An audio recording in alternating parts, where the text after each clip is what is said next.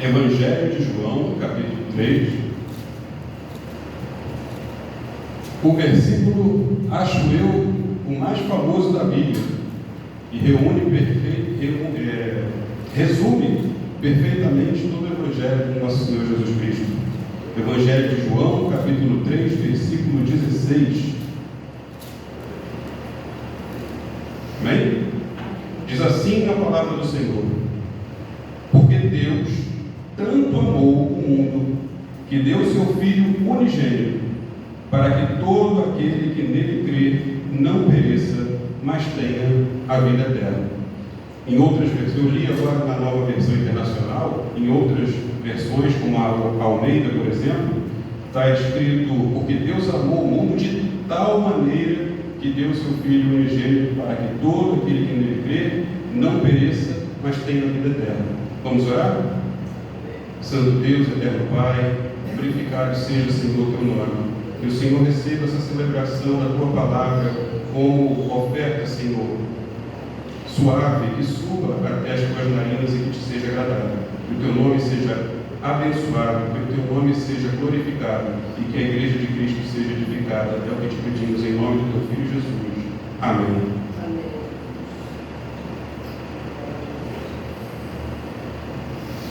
Meus irmãos, se eu perguntasse aqui, quem acredita que o mundo está perdido, eu acho que 100% dos irmãos levantariam a mão concordando.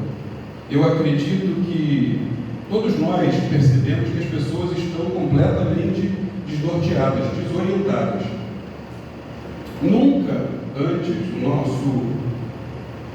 antes as pessoas estiveram tão conectadas das mais diversas maneiras, né? Através de circuitos eletrônicos ou de qualquer outro meio que a gente possa usar para se comunicar. Nunca as pessoas estiveram tão conectadas, mas ao mesmo tempo se sentindo tão solitárias. E isso tem uma razão.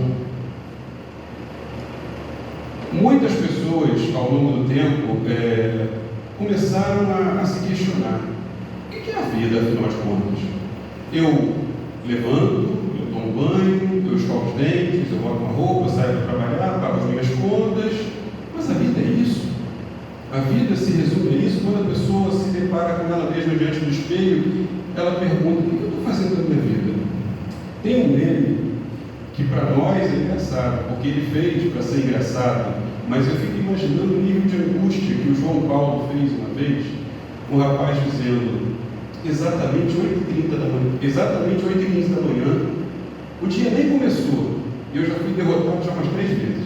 Ele falava aquilo rindo, porque quando ele abria a geladeira só tinha a luz e o ar, é o que ele dizia no meme dele. E às vezes a gente fica pensando: rapaz, não é que isso acontece comigo também muitas das vezes? Eu fico pensando as expectativas que eu tinha com a minha vida, aquilo que eu queria fazer, aquilo que eu sonhei. Olha, com tal idade eu estarei fazendo tal coisa, eu terei conquistado tal coisa. E quando a gente chega nessa idade, a gente se olha no espelho e diz assim: o que eu fiz da minha vida, Jesus? 8h15 da manhã eu já fui derrotado já umas 3 vezes. Mas a gente fica pensando, esse tipo de raciocínio é para uma pessoa que não consegue ganhar o suficiente para manter sua vida com dignidade. Mas você sabia que os países mais ricos do mundo, alguns da Europa, nos Estados Unidos, Japão, são os países campeões mundiais em número de suicídio? E por quê? Porque as pessoas percebem que tem um vazio dentro delas. E no passado, essas pessoas tentaram, de todas as formas, suprir esse vazio. Utopias políticas.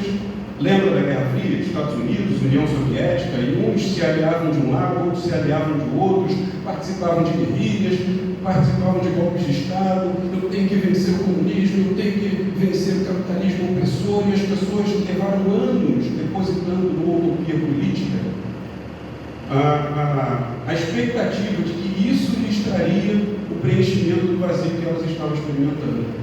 E junto com isso veio também as utopias da nova era, lembra? Década de 70, 60, 70, a utopia das drogas, o importante é a pessoa viver sensações maravilhosas, a utopia da sexualidade livre, que que parece que está voltando à moda agora, a utopia das seitas da nova era, dos mais diferentes tipos, aquelas que se voltavam para o budismo, aquelas que acreditavam em seres extraterrestres, que haveria uma forma da gente evoluir através de contatos extraterrestres.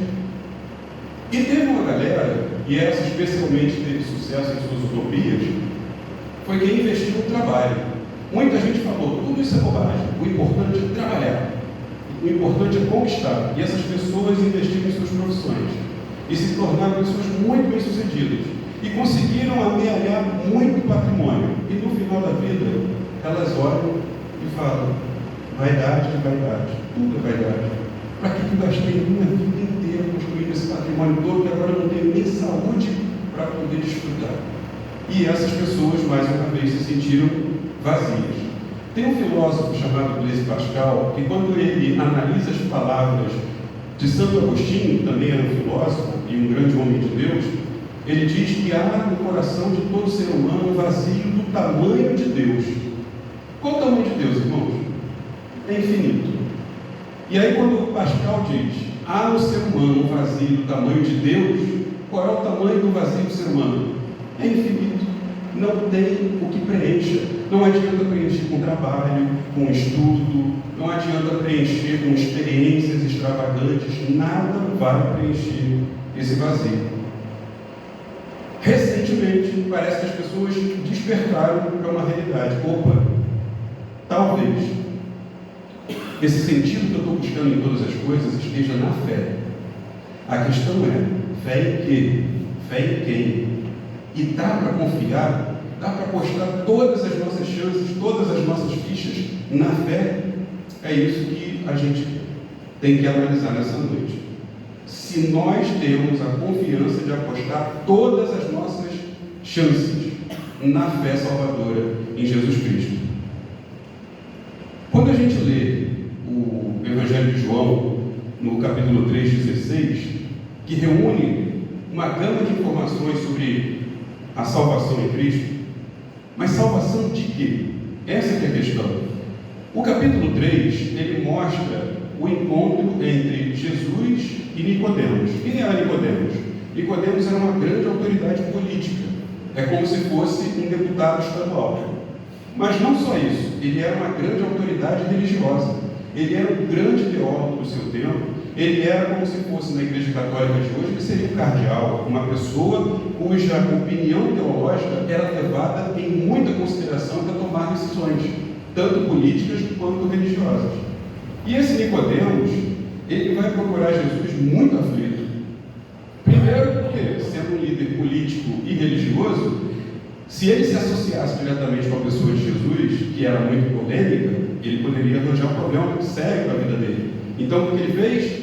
Na surdina, de noite, depois que todo mundo já está em casa, ele foi procurar o Senhor Jesus, muito aflito. E quando ele começa a conversar com o Senhor Jesus, ele fica ainda mais aflito. Por quê? Porque Jesus é um mestre, é um rabino diferente de tudo que ele já ouviu na vida dele. Quanto mais ele ouvia Jesus falar em resposta às suas aflições, mais aflito ele ficava, porque ele não conseguia entender Jesus. Até que o Senhor Jesus se revela para ele e fala: eu sou o Filho de Deus, portanto, eu sou Deus, Deus encarnado. E a partir desta revelação, o Senhor Jesus começa a ensinar a Nicodemos a respeito da natureza espiritual da vida. Mas mesmo assim, Nicodemos tem muita dificuldade de entender. Por quê? Porque Nicodemos estava preocupado com a religião no nível terreno, no nosso nível aqui. Regras morais, que são muito boas e têm que ser preservadas, instituições religiosas, hierarquias, todas essas coisas que fazem parte da vida em sociedade e fazem parte da vida espiritual, mas não se resume a isso. E quando Jesus começava a falar da religião não no nível terreno, mas no nível celestial, o homem se angustiava cada vez mais, porque ele simplesmente não conseguia entender. E aí Jesus diz: eu sou o Filho de Deus, eu sou Deus encarnado, e vou dizer uma coisa para você. Vou te dizer qual é a minha missão. A minha missão é salvar o mundo. Bom, aí a coisa já começa a ficar um pouco mais clara para nós hoje, que já conhecemos a história, mas para Nicodemos ainda não respondia o problema dele. Jesus veio salvar o mundo. Salvar o mundo de quê? Veio salvar o mundo dos seus pecados, da ira de Deus que permanece sobre o homem. Isso está lá em João, no mesmo capítulo, no mesmo livro, João 3, só que no versículo 36. Jesus veio dizer: eu estou aqui para salvar o mundo. Mas salvar o mundo de quê, gente? Salvar o mundo do pecado. Mas na cultura bíblica, como acontece algumas vezes na nossa literatura hoje, se usa a mesma palavra, mas significando coisas diferentes. Por exemplo, lá em 1 Timóteo 3,16, Jesus é mencionado como Deus que se fez carne. Então, quando se diz que Jesus se fez carne, a palavra carne aqui em 1 Timóteo 3 significa o quê? Se fez humano, se fez humanidade. Mas em Gálatas 5,13, Paulo nos diz que nós não devemos usar da nossa liberdade para dar ocasião à carne. É a mesma palavra. Mas aqui a carne não significa humanidade. Aqui a carne significa as nossas inclinações naturais ao pecado. Então, repara, a mesma palavra. O Senhor Jesus foi manifestado em carne, significa, se tornou humano. Não usem da liberdade de vocês para dar ocasião à carne, as inclinações pecaminosas do ser humano. É a mesma palavra significando coisas diferentes. De igual modo, a palavra mundo, quando é usada aqui, é a mesma palavra, mas ela é usada em significados diferentes. Em Gênesis 1, capítulo 1, o que a gente encontra lá? No princípio criou Deus os céus e a terra. Se a gente substituir céus e terra por mundo, o que a gente vai entender? No princípio criou Deus o mundo. E a gente entendeu a mesma coisa. Então, nesse caso, o mundo significaria o quê? O universo criado, as coisas criadas. Mas, em 1 João capítulo 5, versículo 19, o apóstolo João diz que o mundo jaz no maligno. Mundo ali significa o quê? Significa o governo dos homens. Então, o governo dos Estados Unidos, o governo do Brasil, o governo da Argentina, o governo dos homens jaz no maligno. O que significa? Significa que está debaixo da influência maligna de Satanás. Repare que é a mesma palavra, mundo. Agora, olha que detalhe curioso. Em Provérbios, capítulo 8, versículo 26, está escrito assim: Deus formou o mundo do pó. Bom, aí já começa uma coisa estranha, porque, peraí, Deus não criou o mundo do nada? Como é que Provérbios 8 está dizendo que Deus criou o mundo do pó? Aí a gente tem que entender uma coisa. Quem é que foi criado do pó? Que todos nós sabemos. Quem? O homem. Então aqui, Provérbios está nos ensinando que Deus formou o mundo do pó. Deus formou os homens, a humanidade do pó. Então, dá para entender aqui que a palavra mundo que o Senhor Jesus está falando, eu vim salvar o mundo, significa as pessoas, eu vim salvar a humanidade. Não o mundo de pedras, de montanhas, de prédios, de edifícios.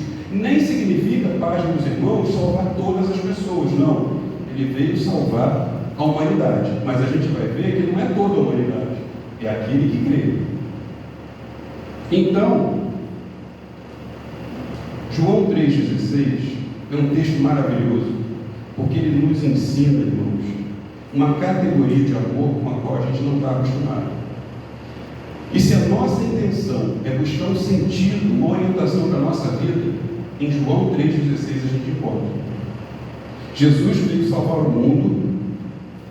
Nesse texto significa que ele não veio salvar a humanidade inteira, nem o universo inteiro. Não significa que ele veio salvar o governo dos homens. Não, significa que ele veio salvar a humanidade do pecado que a humanidade cometeu contra Deus. Vamos ler novamente João 3,16, para a gente não perder de vista aquilo que está sendo buscado. Porque a grande questão é: qual é o sentido da vida? Porque Deus tanto amou o mundo, que deu o seu Filho unigênito, para que todo aquele que nele crê não pereça, mas tenha a vida eterna. Repare que o versículo começa com um porquê. Isso para nós, meus irmãos, é de um alento sobrenatural. Porque quando o Senhor Jesus diz por quê, significa que tem um sentido, significa que a vida tem uma razão, significa que, pelo simples fato de eu não estar acontecendo o que acontece na minha vida, não significa que Deus perdeu o controle providencial dele sobre todas as coisas. Você pode não ter entendido o propósito, mas saiba que ele existe. Você pode não entender o significado da sua vida, mas Deus deu um significado para a vida de cada um de nós. E o Senhor Jesus já abre esse versículo maravilhoso dizendo: por quê? Tem um motivo, tem uma razão. E aí ele fala: por que Deus? Já é a primeira parte da solução do nosso problema, no sentido da vida. A palavra de Deus, a Bíblia, ela não está nem um pouco interessada em provar a existência de Deus. Essa não é a questão. A palavra de Deus é o Senhor da glória, o Criador de todas as coisas, se apresentando para nós, seres humanos, e dizendo assim: eu sou o Senhor, o teu Criador, eu quero ter comunhão contigo. Eu quero fazer parte da sua vida e quero que você faça parte da minha família. É o Senhor dizendo para você: vem comigo. Eu sei qual é o desejo do seu coração. Você mesmo não entende, mas eu sei qual é o desejo do teu coração. Eu estou aqui para satisfazer esse desejo. Esse desejo vem de um coração envolto em trevas. Esse desejo vem de um coração envolto em muita coisa perturbadora. Mas quando eu tirar tudo isso do seu coração, você vai entender que a vida tem um motivo, que ela tem uma razão, que ela tem um propósito. E eu sou aquele que dá o propósito que você está procurando na sua vida. E aí o Senhor Jesus diz: porque Deus amou. Irmãos, esse texto mostra que Deus é um ser inteligente, que tem vontade, e ele carrega em si o mais profundo dos sentimentos possíveis, que é o amor. E mais do que isso, não é qualquer amor, é um amor, como eu posso dizer, proposital. Porque ele olha para cada um de nós e diz assim: eu tenho um amor, e eu quero fixar esse amor nessa pessoa aqui. Ele direciona esse amor intencionalmente a todo aquele a quem ele dirige essa mensagem. Ele ama a todos no geral, mas você que está ouvindo essa mensagem de forma particular, de forma especial. Por que eu posso afirmar isso? Eu posso afirmar porque você tem na sua cabeça que você saiu da sua casa e veio até aqui. Mas na verdade o Senhor te trouxe até esse lugar, o Senhor te trouxe até essa mensagem para dizer: eu me importo contigo, eu sei da tua dor, mas saiba, eu sou a solução do teu problema. Eu sou aquilo que vai dar razão para a sua vida. Se você procura uma razão para a sua vida, você acaba de resolver todos os teus problemas, porque Deus amou o mundo e amou você de forma particular. Tanto é que a prova desse amor que você está aqui ouvindo essa mensagem nessa hora. Mas Deus não só nos amou, Deus amou o mundo de tal maneira. Deus amou o mundo com intensidade. Não é uma espécie volúvel de amor, um amor poético, romântico, em que você recita belas palavras e aquilo te emociona por um breve momento e depois você se esquece. Não. É um amor que vem das entranhas. Sabe quando a mulher grávida sente o chute do seu bebê dentro da sua barriguinha? É aquele nível de amor que Deus está experimentando e dizendo para cada um de nós nessa noite: olha, eu amo você com a mesma intensidade que a mãe ama o feto dentro da sua barriga. Aquela mesma emoção que a mulher grávida sente quando a criança estremece dentro do seu ventre, é isso que eu estou sentindo nesse momento. E que eu quero que você saiba que eu te amo de tal maneira, te amo tanto, te amo de uma forma profunda. E não é só uma forma de linguagem. Deus amou o mundo, no sentido de que Ele amou a humanidade. Mesmo que essa humanidade representada em cada um de nós venha a decepcioná-lo. Muita gente se afasta dos caminhos do Senhor porque pensa: pisei na bola, decepcionei o Senhor. Eu não sou digno de entrar mais pelas portas das moradas eternas. E aí essas pessoas que se sentem assim, saem pelas portas das igrejas e planejam não voltar nunca mais. E nessa noite o que Deus está dizendo para nós é: para com essa bobagem, eu te amo tanto, eu quero te fortalecer, eu quero te levantar, eu quero fazer de você uma nova criatura, eu quero fazer de você uma pessoa digna de que quando você possa olhar no espelho, você dizer: eu não sou digno, mas eu sou amado. Eu vacilei, mas o Senhor está comigo.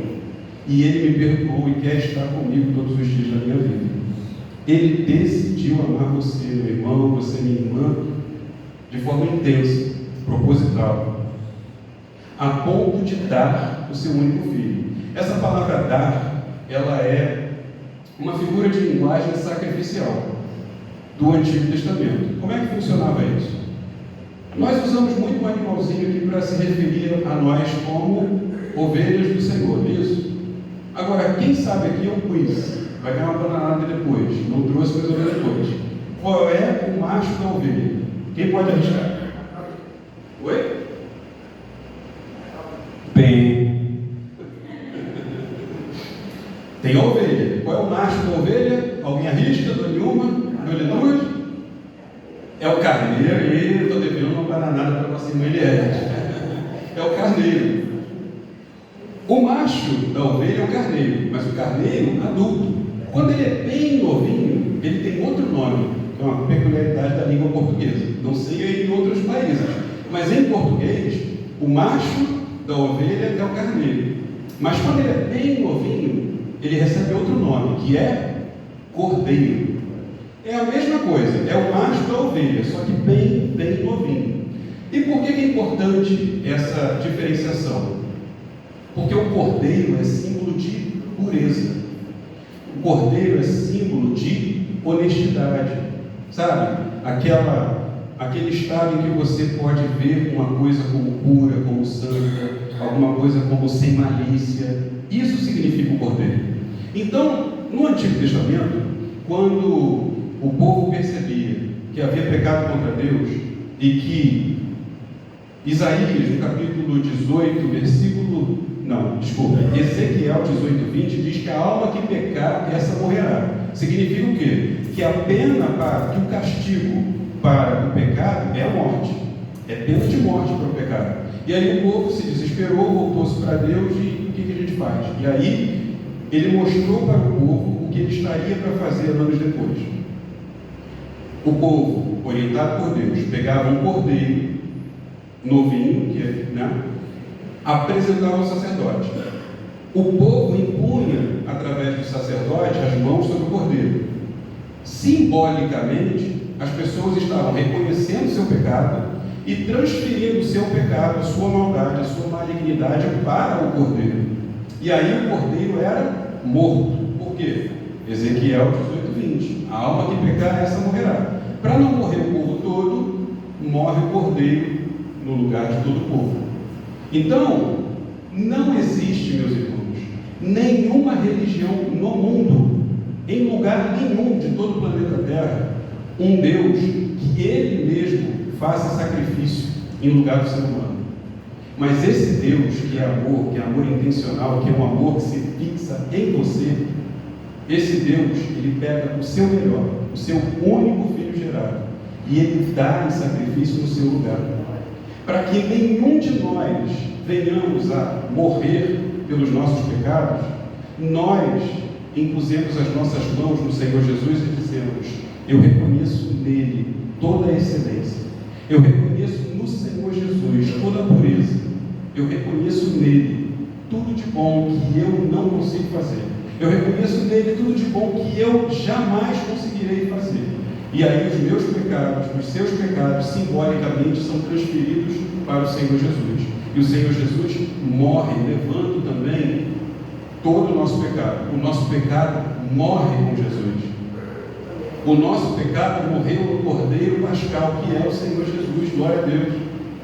De maneira que nós estamos livres para recebermos agora esse abraço de amor do nosso Deus e Pai. Nós não precisamos mais temer a ameaça de morte, porque ela já não está mais sobre nós. O Senhor Jesus pagou essa morte.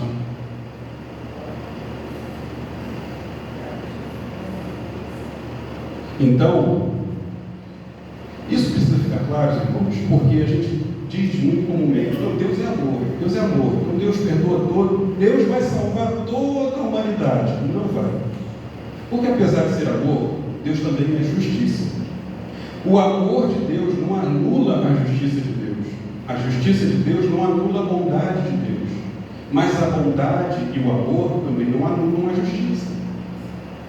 Então, se nós pecamos contra o Senhor, nós temos que pagar. Deixa eu explicar mais ou menos como é que funciona isso. Imagina o seguinte: eu estou dirigindo meu carro e eu bato num carro igual ao meu. Aí depois daquela discussãozinha do trânsito, eu desço, eu falo com o proprietário do outro veículo: olha, senhor, me desculpa, eu amassei o seu para-choque, eu vou comprar outro para-choque para você, eu vou pagar a pintura do para-choque, eu vou pagar a instalação do para-choque e a pintura, tá bom? Bom, está resolvido. Agora imagina que eu estou dirigindo um Fusquinha 1977 e me falta o freio.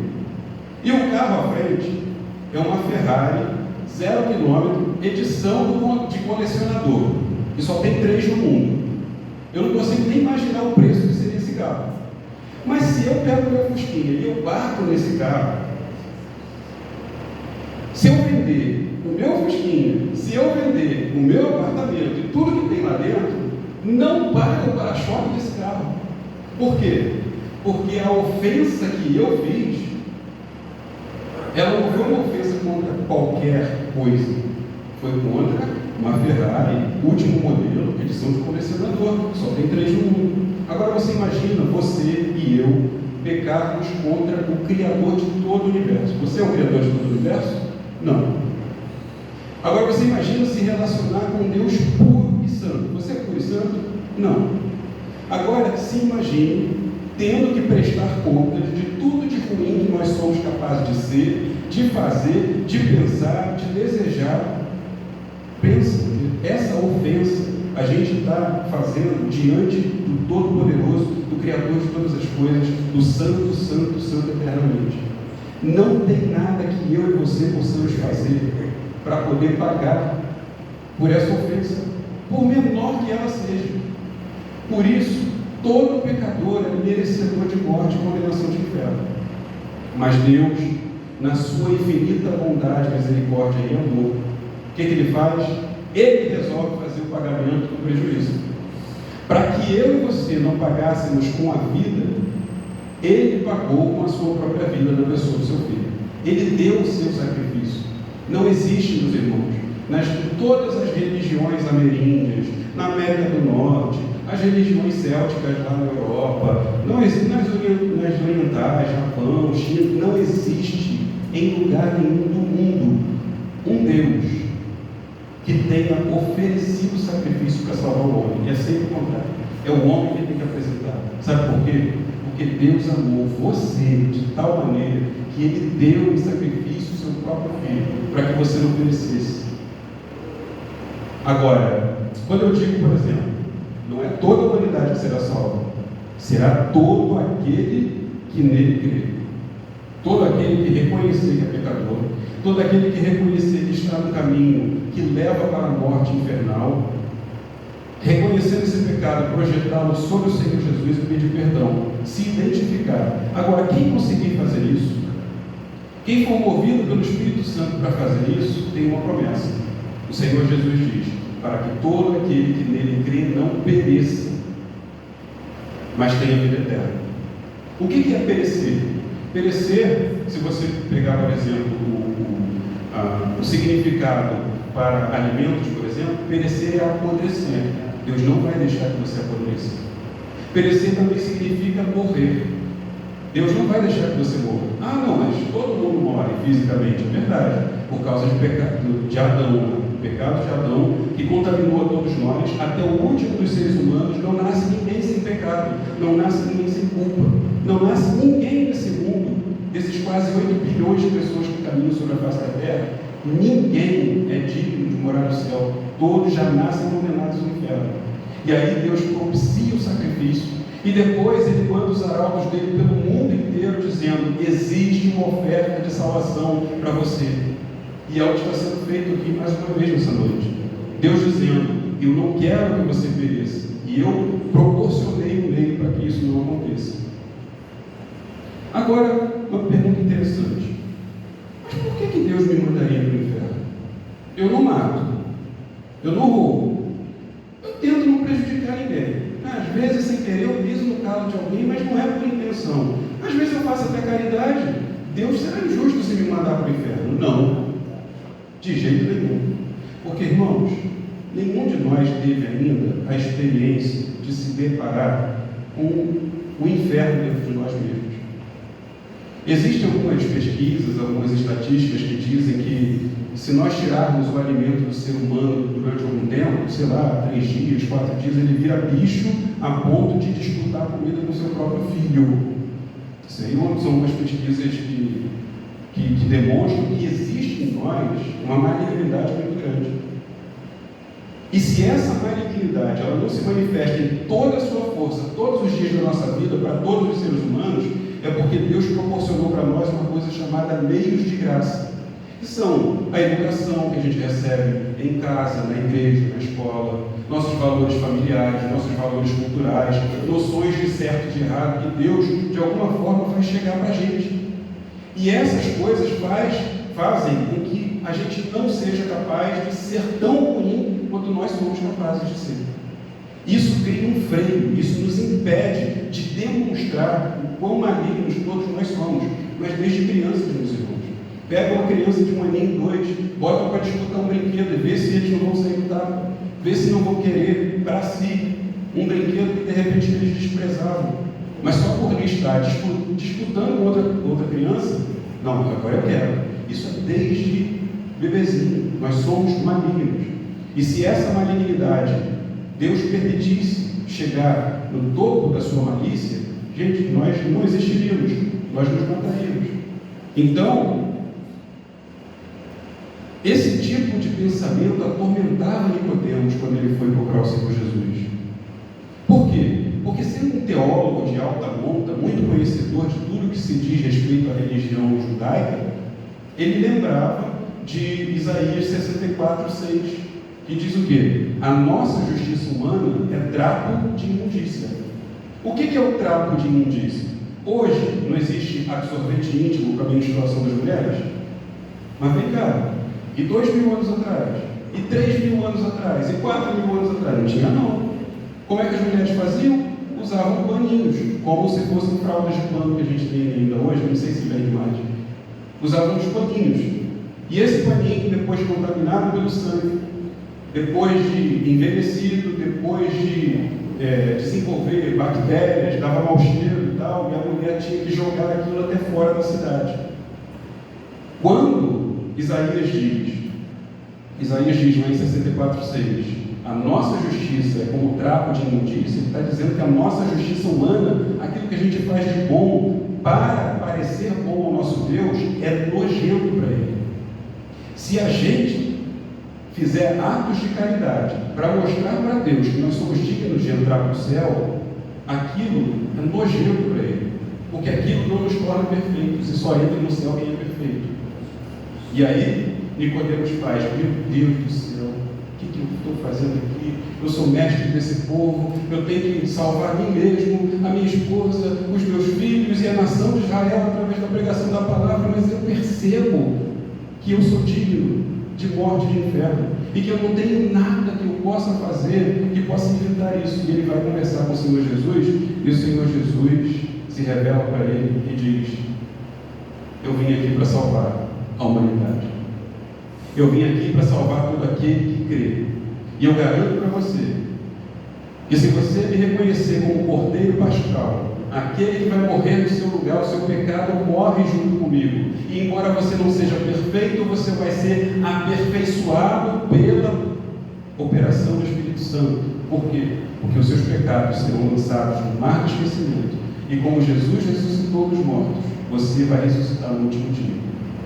E se quando Jesus voltar, estiver ainda vivendo aqui entre os homens, você vai ter o corpo transformado e vai morar eternamente com o teu Deus e Pai.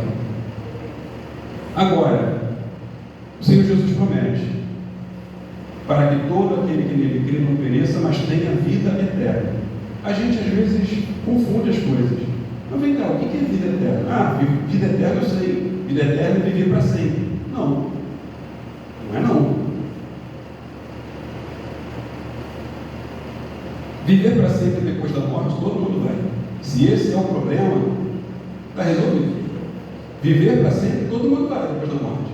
A questão é, de que modo? Quem morrer nos seus delitos e pecados vai enfrentar uma condenação de morte, que é o inferno. Imagina só o seguinte: quando o Senhor Jesus voltar, Ele e os seus anjos, eles virão, pegarão o diabo, todos os seus demônios, e todos aqueles que não creram vão algemar com a mão para trás, vão lançar numa carceragem, uma prisão de segurança máxima chamada inferno, vai jogar todo mundo lá dentro, vai trancar a porta, vai virar as costas e vai embora. E essas pessoas viverão eternamente naquele tormento, sem luz, sem paz e nem mesmo sem a esperança de uma redenção, porque esse tempo já terá passado. Esse tempo é agora. Esse tempo é essa mensagem. Mas todo aquele que nele crê terá a vida eterna. A vida eterna é uma qualidade de vida, meus irmãos. É vida iluminada, é vida de paz, de alegria, é uma vida onde nós estaremos eternamente com o nosso Senhor Jesus.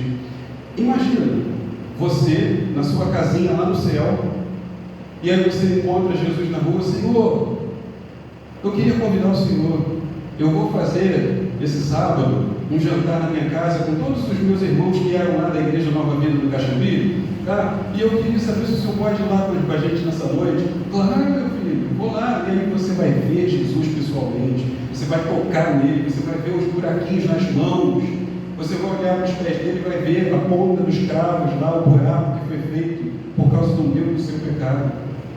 Você vai ver Jesus pessoalmente por resto da sua vida, por toda a eternidade. Você vai ter tempo de conversar com aqueles personagens bíblicos que você mais admira. Você vai ter oportunidade de conversar com alguns personagens que não tem muita coisa escrita na Bíblia, mas você vai poder ouvir da boca dessa pessoa as histórias.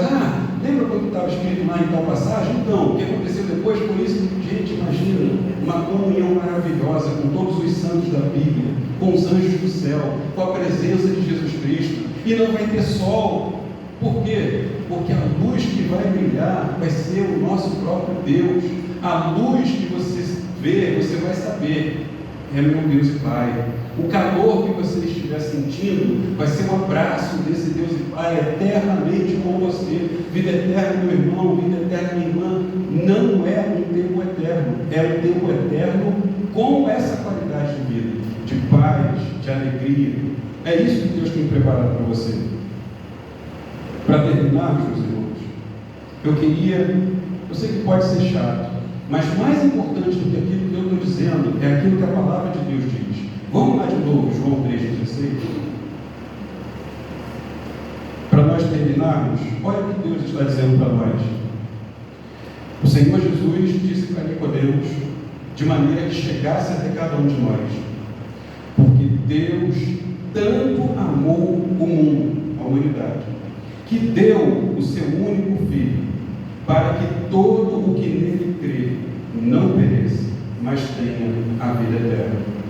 Meu irmão, minha irmã, existe um sentido para a vida. Por que existe um sentido para a vida? Porque Jesus Cristo se manifestou em carne. Porque Ele executou perfeitamente a lei de Deus em tudo aquilo que precisava ser feito, que eu e você não poderíamos fazer. Porque, simbolicamente, pela fé, nós lançamos toda a nossa confiança em Jesus Cristo, porque nós pegamos os nossos pecados e lançamos sobre Ele. E Ele, como Cordeiro puro, santo, sem defeito, sem malícia, Ele pagou a nossa dívida. Ele morreu no nosso lugar. Mas pelo poder do Espírito Santo, Ele ressuscitou e ascendeu ao céu na sua mais alta glória. E Ele promete vir nos buscar para uma vida eterna. Portanto, não tenha medo. Porque Deus amou você de tal maneira que Ele trouxe você aqui nessa noite para ouvir essa mensagem. Porque Ele quer que você saiba que ainda que exista motivo de preocupação na sua vida, não tem motivo de desespero. Ainda que muitos estejam procurando razão para viver, você já achou uma. E você achou aquela que é a verdadeira, Jesus Cristo, o único que foi sacrificado como Deus pelos seres humanos. Amém? Vamos orar? Santo Deus e Pai de nosso Senhor Jesus Cristo, louvamos, Senhor, a Ti com corações agradecidos, porque sabemos que nós, pela nossa própria força, não seríamos capazes de fazer aquilo que era necessário para pagar a nossa dívida e para comprar a nossa passagem para o céu.